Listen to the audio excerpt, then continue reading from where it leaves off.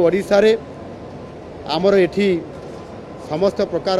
भित्तिभूमि आज आमको समर्थन दौच एवं नेचुरल रिसोर्स जो आमर अच्छी ये समस्त को जदि आम देखा ताले ओडिशा हूँ आज भारत वर्षर एक प्रमुख और श्रेष्ठ ये आईटी एवं सेमीकंडक्टर क्षेत्र में गोटे बड़ भूमिका नापी जाऊँ ये आईटी एवं सेमीकंडक्टर क्षेत्र में ये हब होगापी जाऊँ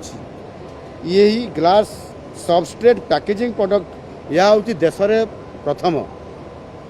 कौन सी राज्य रे ये प्रोजेक्ट करा जाई नहीं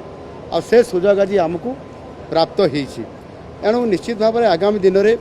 आमको आमर आईटी मिनिस्टर अश्विनी वैष्णव जी कथा देइचंती जे आगामी दिन में जो प्रोजेक्ट गुड़िक